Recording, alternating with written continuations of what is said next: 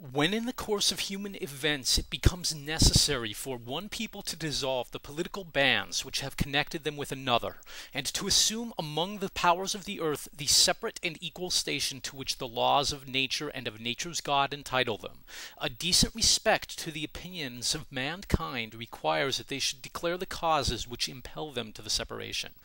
We hold these truths to be self-evident, that all men are created equal, that they are endowed by their Creator with certain unalienable rights, that among these are life, liberty, and the pursuit of happiness, that to secure these rights, governments are instituted among men, deriving their just powers from the consent of the governed, that whenever any form of government becomes destructive of these ends, it is the right of the people to alter or to abolish it, and to institute new government, laying its foundation on such principles and organizing its powers in such form as to them shall seem most likely to effect their safety and happiness. Prudence indeed will dictate that governments long established should not be changed for light and transient causes, and accordingly all experience hath shown that mankind are more disposed to suffer, while evils are sufferable, than to right themselves by abolishing the forms to which they are accustomed. But when a long train of abuses and usurpations, pursuing invariably the same object, evinces a design to reduce them under absolute despotism,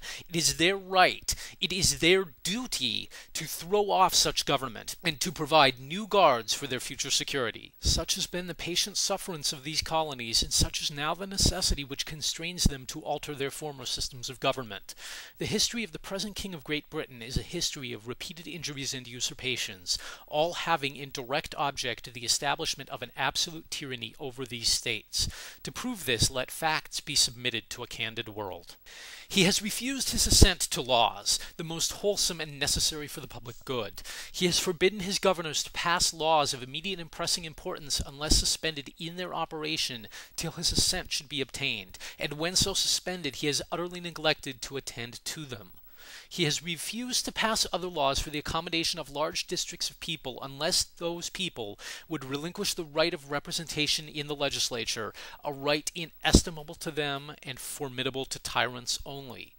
He has called together legislative bodies at places unusual, uncomfortable, and distant from the depository of their public records, for the sole purpose of fatiguing them into compliance with his measures. He has dissolved representative houses repeatedly, for opposing with manly firmness his invasions on the rights of the people. He has refused for a long time, after such dissolutions, to cause others to be elected, whereby the legislative powers, incapable of annihilation, have returned to the people at large for their exercise, the state remaining in the meantime exposed to all the dangers of invasion from without and convulsions within. He has endeavored to prevent the population of these states, for that purpose obstructing the laws for naturalization of foreigners, refusing to pass others to encourage their migrations hither, and raising the conditions of new appropriations of lands. He has obstructed the administration of justice by refusing his assent to laws for establishing judiciary powers. He has made judges dependent on his will alone for the tenure of their offices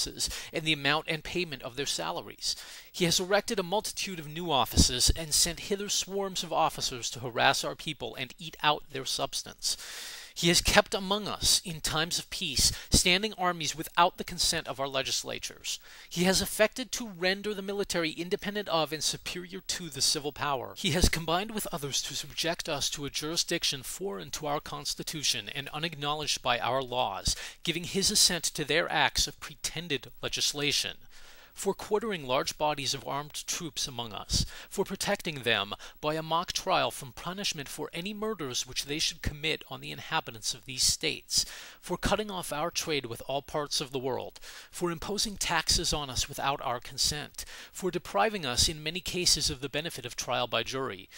for transporting us beyond seas to be tried for pretended offenses, for abolishing the free system of English laws in a neighboring province, establishing therein an arbitrary government, and enlarging its boundaries so as to render it at once an example and fit instrument for introducing the same absolute rule into these colonies, for taking away our charters, abolishing our most valuable laws, and altering fundamentally the forms of our governments, for suspending our own legislatures, and declaring themselves invested vested with power to legislate for us in all cases whatsoever. He has abdicated government here by declaring us out of his protection and waging war against us. He has plundered our seas, ravaged our coasts, burnt our towns, and destroyed the lives of our people. He is at this time transporting large armies of foreign mercenaries to complete the works of death, desolation, and tyranny already begun with circumstances of cruelty and perfidy scarcely paralleled in the most barbarous ages and totally unworthy the head of a civilized nation.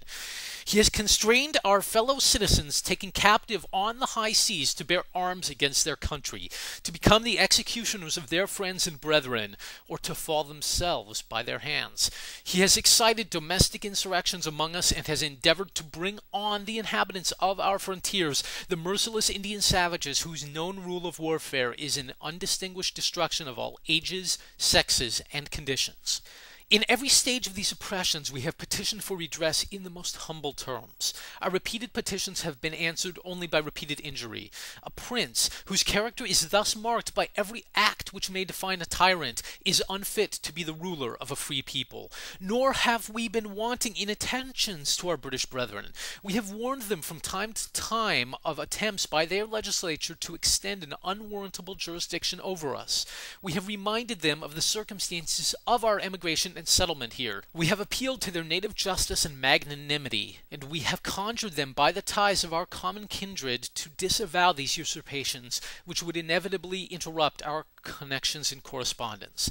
They too have been deaf to the voice of justice and of consanguinity. We must therefore acquiesce in the necessity which denounces our separation and hold them, as we hold the rest of mankind, enemies in war. In peace, friends. We, therefore, the representatives of the United States of America in General Congress assembled, appealing to the Supreme Judge of the world for the rectitude of our intentions, do, in the name and by authority of the good people of these colonies, solemnly publish and declare that these united colonies are, and of right ought to be, free and independent states, that they are absolved from all allegiance to the British Crown, and that all political connection between them and the state of Great Britain is and ought to be totally dissolved, and that, as free and independent states, they have full power to levy war, conclude peace, contract alliances, establish commerce, and to do all other acts and things which independent states may of right do.